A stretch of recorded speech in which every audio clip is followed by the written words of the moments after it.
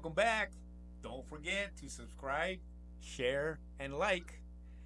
Today, it's all about demystifying the down payment for buyers. There's FHA, which is 3.5% down. There's VA, that's 0% down. Conventional, 5%.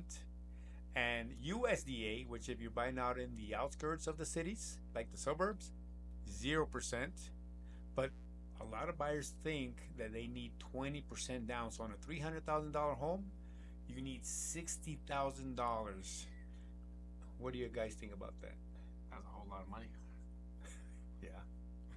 So what are some creative ways to tell our buyers that, say, even if it's 5% and they're buying the average price of a home here in El Paso is $265,000.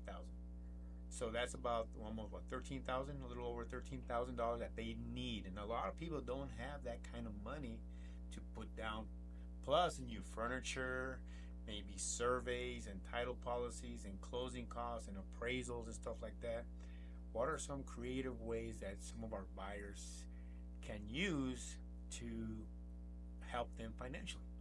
So, if they're a first-time home buyer, there are first-time home buyer assistance programs that they don't need to they don't have to come in with the down payment.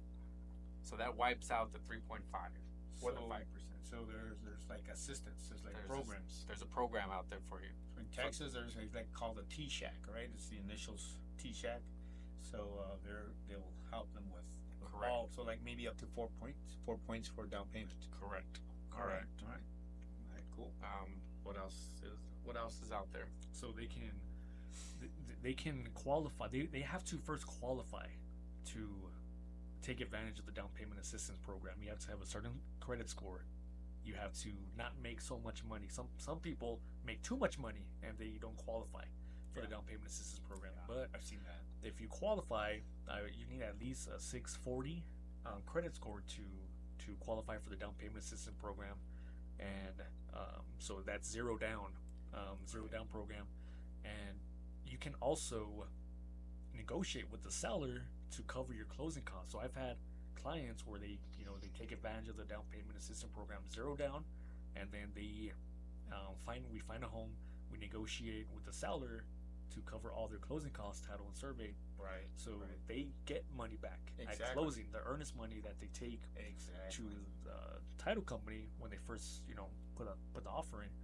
They get that money back, or you can take them to a new construction builder. Right. And there you go. New construction is creative, right? The builder takes care. They give them 3%, 4%, 6% closing cost assistance. So sometimes they'll get money back, or if they're VA, zero down, closing costs is covered from the builder.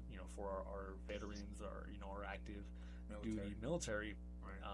I've had people get money back at closing. They get inspections covered. So there's hacks to where you don't have to pay any money down to buy a home, but you do need to have some reserves. You need to have your earnest money, which is typically 1% or $1,000, depending on the situation. You need to have money to pay for an inspection, a third-party inspection, because it's not required, but it is recommended that you do an inspection for your peace of mind.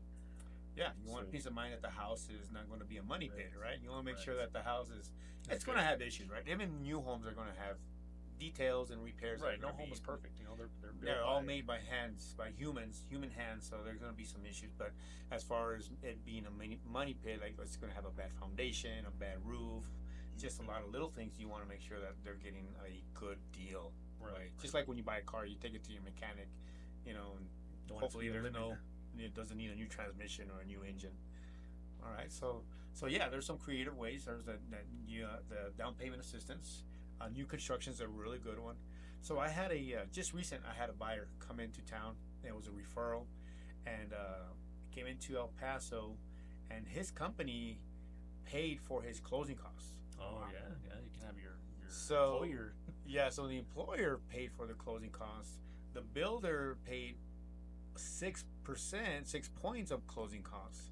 So that's about 9 points. Wow. So he ended up no out of pocket and had a lot of money left over, like a lot of money for landscaping the front and the back. It's going to be a beautiful home. It's a brand new construction home. And so he got enough money to make it look really nice on the outside. Right. So yeah, just like you mentioned, new construction is another one. There are pros. There's positives to having exactly to using the down payment assistance program, and then there's cons. There's negatives. I'll share one negative, which would be, nothing's ever free. Nothing's free in this world. So we learned that the hard way. We learned that the hard way. So if you take advantage of the down payment assistance program, it's going to get rolled into the mortgage, the loan. It gets added to the back end. It gets added to the back end, and there's stipulations where you can't refinance within a year or 2-3 years. So if the rates drop, you can't sell a home. I had a seller where he took advantage of the down payment assistance program when he bought the home a couple years ago, and he wanted to sell. He had to pay that back. He had to pay it back, right? But so whatever he was able to use for down payment assistance, now he lost it in the profits. He lost selling the house proceeds, but he had so much equity in the home. When we sold it, he lived there for maybe 4 or 5 years. Okay. So he had a good chunk. Afterwards, after paying back the down payment assistance. So there's some. So sometimes they're not forgivable, and some pros they are forgivable. So sometimes they're 100% forgivable. So that's kind of a pro, right? There's no cons against it. So that's a good one right there. Yep. So demystifying the down payment is it's not going to be 20%. So why do people think it's 20% down? Because that's what the internet tells them. That's what the media. That's what social media is telling them, right? Yeah. So and some lenders like the big banks, like Bank of America, Chase, Wells Fargo, they're saying you need 20%, and really you don't need 20%. But again, the pro of the 20% is you don't pay for PMI. That's a mortgage insurance on the loan. So in case the buyers were they missed payments and they foreclosed on the house, the lender doesn't lose out. That PMI protects the lender. Doesn't protect the buyer, protects the lender. So that's an FHA and conventional.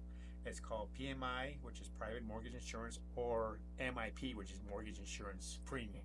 Right. So it's just either whether you're going conventional or FHA.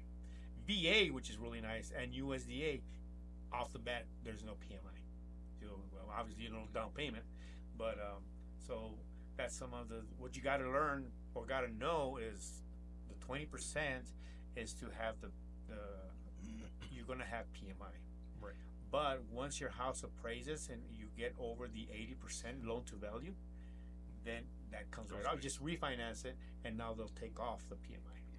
Which is where typically it will add depending on the loan, it'll add about what do you say, about $150 to $200 a month to your loan. Yeah, I always tell them just budget for at least $200 extra for the PMI.